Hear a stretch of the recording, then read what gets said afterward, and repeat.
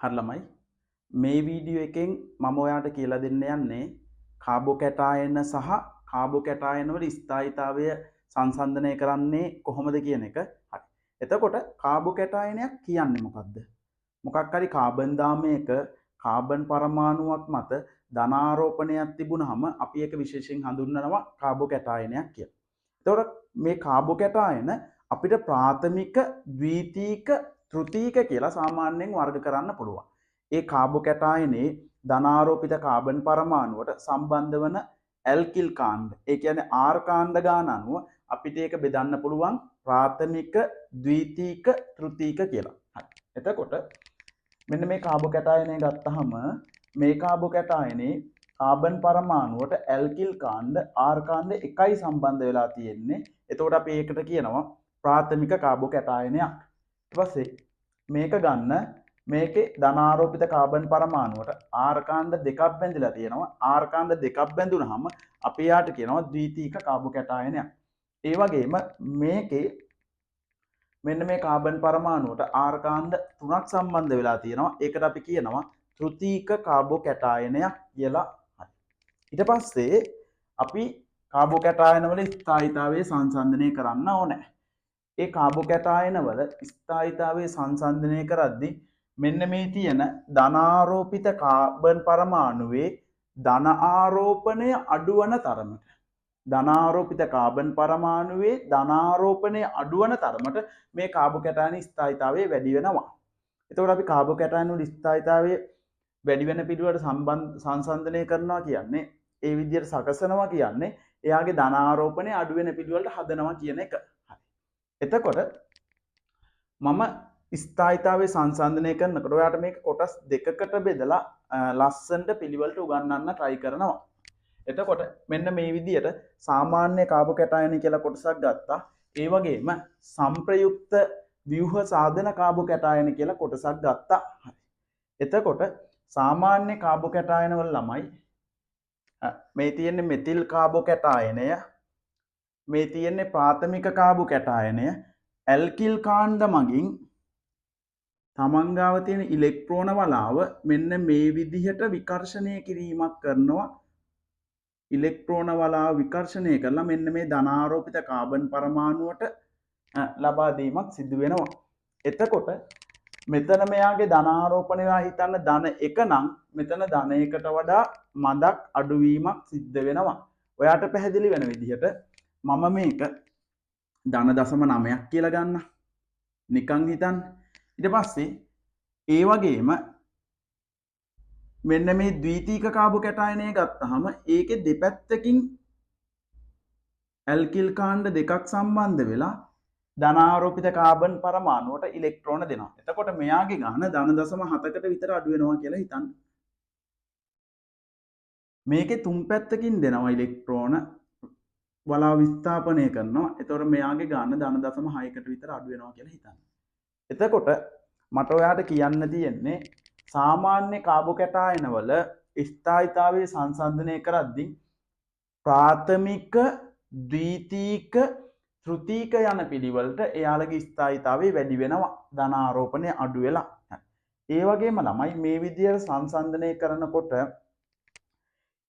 එකම විදිහේ කාබෝකැටායන දෙකක්, ඒ කියන්නේ ප්‍රාථමිකම කාබෝකැටායන දෙකක් තිබ්බොත් එයාලගේ එහෙම නැත්නම් ද්විතීකම කාබෝකැටායන දෙකක් තිබ්බොත් එහෙම නැත්නම් තෘතීකම කාබෝකැටායන දෙකක් තිබ්බොත් ඒ දෙක අරගෙන අපිට ආයෙ සංසන්දනය කරන්න පුළුවන්. ඒ සංසන්දනය කරනකොට ආර් කාණ්ඩය ඇල්කිල් කාණ්ඩය විශාල වෙනකොට මෙන්න මේ පැත්තට තල්ලු කරන ඉලෙක්ට්‍රෝන ප්‍රමාණය වැඩි වෙනවා. CH3 කොටසට වඩා CH2 CH3 කොටසකින් තල්ලු කරන ඉලෙක්ට්‍රෝන ප්‍රමාණය වැඩි.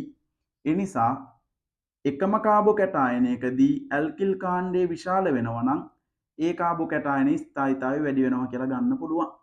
හරි. ඊට පස්සේ කියන එක අහගන්න. මෙන්න මේ කාබෝකැටායනයට යන්න මේක බලපුවාම ධනාරෝපිත කාබන් පරමාණුවක් තියෙනවා. ඒකේ මේ පැත්තෙන් එක ආර් කාණ්ඩයක් තියෙනවා. පේන විදිහට ප්‍රාථමික කාබෝකැටායනයක්. හැබැයි මෙයා මේ විදිහට සංප්‍රයුක්ත ව්‍යුහ හදලා මෙයාගේ මෙතන තියෙන ෆයි බන්ධනේ මේ පැත්තට දීලා මේ විදිහට තවත් සම්ප්‍රයුක්ත ව්‍යුහයක් හදනවා. එතකොට හරියටම මේ තියෙන ධන ආරෝපණය දෙන්නෙකුට බෙදිලා යනවා වගේ. ඒ කියන්නේ මේක ධන 5ක් වෙනවා වගේ. ධන 1 2ට බෙදලා ධන 0.5ක් වෙනවා වගේ. මේක ධන 0.5ක් වෙනවා වගේ. එතකොට මට ඔයාලට කියන්න තියෙන්නේ මෙච්චරයි. මෙයාට වඩා මෙයාගේ ධන ආරෝපණය අඩු වෙනවා. ඒ කියන්නේ මෙයාට වඩා මෙයාගේ ස්ථායීතාවය වැඩි වෙනවා. ඒකෙන් අපි ඔළුවට දාගන්න ඕනේ සාමාන්‍ය කාබු කැටායනවල ප්‍රාථමික ද්විතීක තෘතීක පිළිවෙලට ස්ථායීතාවය වැඩි වෙනවා. ඒ වගේම එකම වර්ගයේ කාබු කැටායනයක ආර කාණ්ඩයේ විශාල වෙනකොටත් ස්ථායීතාවය වැඩි වෙනවා. තවද කවුරු හරි කාබු කැටායනයක් සම්ප්‍රයුක්ත ව්‍යුහ හදනවා නම් එයාගේ ස්ථායීතාවය එයා ප්‍රාථමික කාබු කැටායනයක් වුණත් එයාගේ ස්ථායීතාවය සාමාන්‍ය තෘතීක කාබු කැටායනයකට වඩා වැඩි වෙනවා. ඒ වගේම හදන සම්ප්‍රයුක්ත ව්‍යුහ ගාන වැඩි වෙනකොට දැන් මෙයා සම්ප්‍රයුක්ත ව්‍යුහ දෙකයි හදන්නේ. බෙන්සීන් සම්බන්ධ වුණාම හැදෙන බෙන්සිල් කාබු කැටායනේ මෙයාගේ සම්ප්‍රයුක්ත ව්‍යුහ 1 2 3 4 5ක් තියෙනවා. ඒ වගේම අරයා 10ක් හදනවා කියලා හිතන්න පුළුවන්. එයා 15ක් හදනවා කියලා අපිට හිතන්න පුළුවන්. එතකොට හදන සම්ප්‍රයුක්ත ව්‍යුහ ගාන වැඩි වෙන්න එයාගේ ස්ථායීතාවය තව තවත් වැඩි වෙනවා. ඔන්න ඊට පස්සේ මම මෙතනින් ඔයාලට කියලා දෙන්න try කරන්නේ මෙන්න මෙච්චරයි. දැන් මෙයා සම්ප්‍රයුක්ත ව්‍යුහ දෙකයි, මෙයා සම්ප්‍රයුක්ත ව්‍යුහ දෙකයි. ඔයා දැන් කල්පනා කරන්න පුළුවන් දෙන්නෙක් සම්ප්‍රයුක්ත ව්‍යුහ සමාන ගානක් හැදුවොත් මොකද වෙන්නේ? එතකොට ආයේ එයා ඉපදුන විදිහ අපි බලනවා. මෙයාගේ ආර කාණ්ඩ එකයි, මෙයා ප්‍රාථමික කාබෝ කැටායනයක්. ඔයා බලන්න මෙයාගේ මේ පැත්තෙන් ආර කාණ්ඩයක් තියෙනවා මම ලියලම ඊට පස්සේ මේ පැත්තේ තව ආර කාණ්ඩයක් තියෙනවා. එතකොට ආර කාණ්ඩ දෙකයි මෙයා ද්විතීක කාබෝ කැටායනයක්. එතකොට දෙන්නෙක්ගේ සම්ප්‍රයුක්ත ව්‍යුහ ගාන වැඩි නම් ප්‍රාථමික කාබෝ කැටායනයට වඩා ද්විතීක කාබෝ කැටායන ස්ථායීතාවය වැඩි කියලා අපිට ගන්න පුළුවන්. ඔන්න කතන්දරය. හරි. සාරාංශයක් කරමු. ඕනෑම ප්‍රශ්නයක් මෙන්න මේ chart එකකින් දැනුම අරගෙන ඔයාලට හදන්න පුළුවන්.